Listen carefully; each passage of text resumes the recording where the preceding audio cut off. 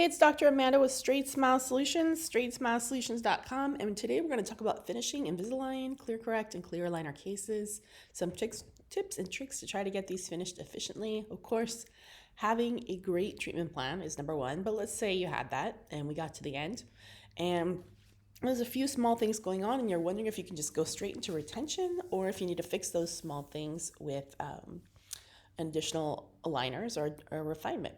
So let's talk about that. So let's say all the teeth are straight, okay? There's no issues with straightness, like Align and Level did a great job.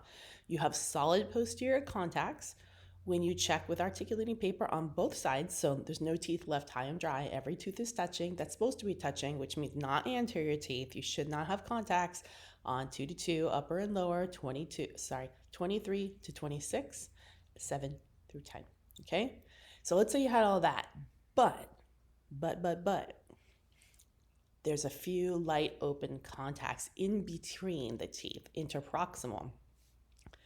This is now a borderline situation because obviously the question is, are these open contacts, are they visual? Like when the patient talks, smiles, can you see them? Yeah. Okay, if so, that might be a problem. Or number two, are they big enough that they're bothering the patient and they're becoming a perio trap? That's also a problem. A tiny itty-bitty space is not a problem unless it fits in one of those problem buckets, or if the patient's just upset about it, then it's a problem. So if so, then you have basically two options. One of them is VPC, and the other one is Ghost IPR. So let's talk about that. Okay, so VPC, as far as I know, and oh yeah, I got to give this disclaimer, I have never worked nor currently work for Align Technology. I have no one at Align Technology that I can directly ask questions to anymore. So if anything I'm saying about Align Technology is incorrect, your C-suite team is welcome to reach out to me, Amanda, at info at straightsmilesolutions.com, or just go to straightsmilesolutions.com and send me a message. Thank you, Align Technology. And that goes with any other aligner company that I might reference here as well. Okay, back to the show. So VPC, as far as I know, is a patented or piece of property of Align Technology. I don't believe any other clear aligner company has it. So basically what VPC is, if you have it in your plan, you can, sorry, this got put on its side, but you see the scroll bar with the numbers of the aligners, like 0 through whatever. The light gray is movement, just regular aligner movement. Dark gray is passive aligners. That just means it's almost like retainers, but you can't use them as retainers because they're too thin, and you still have your attachments on. So some people like to just hold in one place before they finish and stabilize. And blue is VPC. You can get up to three units of VPC. And as far as I know, there might be some of it in the preferences. I know when I did personalized preferences, it was in there, but you probably won't have it unless you ask for it or unless you somehow have it in your preferences. It should look light blue. And usually you get 3 units, upper and lower. Sometimes they only do one arch, depending on what you asked for. I'm not going to get into what VPC, I am going to get into what it is, but I'm not going to get into specifically how to use it because I have a lot of videos already on that. So you can go to my channel, Straightsmile Solutions, search in the toolbar at the top right, search by keyword VPC, and you can watch all my VPC videos on exactly how to use it. Okay, so let's say you have VPC. And if the tiny itty bitty spaces that we are talking about are in the front teeth, from canine to canine, sure. And everything else that I mentioned, from the balanced bite on all the back teeth, right and left, to the alignment, is all good to go. Patient is like thrilled except for the spaces, no other issues. Then you can use your VPC. Use 1 unit of VPC only. Have patient come back, check again, is the space closed? Then use the next unit of VPC. The side effect of VPC, if it's not needed, or even on the adjacent teeth, is that you can start to get crowding. So if you're not seeing progress, stop. Weird things are gonna happen. So that's VPC.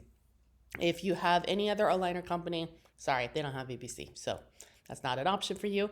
In your case, then you wanna go ahead and either do a refinement or a Ghost IPR refinement. Let's talk about that.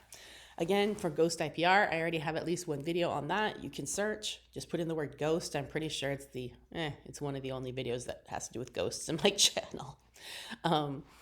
So Ghost IPR on a refinement basically means you do the refinement, you do the scan.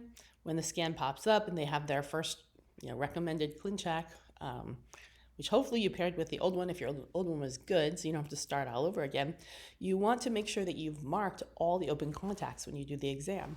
Like there's like open, maybe between 14 and 15, and just light contact between 12 and 11, stuff like that. So open versus light kind of thing.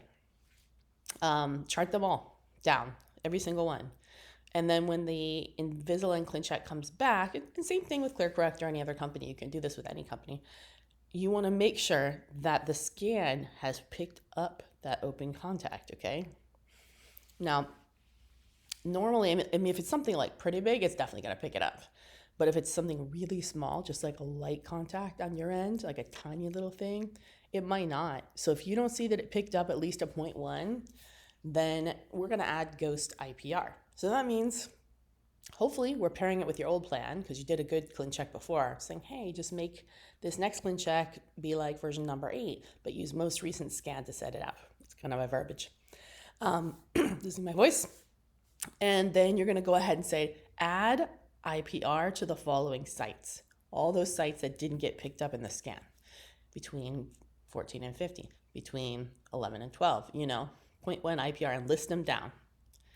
That's it. Hit submit. Should come back. You're going to see all these sites of IPR, which you're not going to do because that's what we call them, ghost IPR, because they already are a space. So if the software puts a little IPR in there, boom, the space will close. It's not easy. But if it picks it up on the scan, you don't have to do that. So just really careful charting. All right, hopefully that helped. And then lastly, one other possibility for open contacts, if you want to go in a different direction, is you can always do bonded retainers, upper and lower, assuming the open contacts are in the back. And you can do a circumferential wraparound retainer. I have a lot of information on that in my channel as well as my retainer playlist. If you want a copy of my retainer playlist, you can shoot me an email at info@straightsmilesolutions.com. Of course, this is a metal retainer, and not that many people are going to wear that, but it actually does work. But then afterwards, you're going to have to make an S6 or a clear retainer over it, probably. All right, thanks.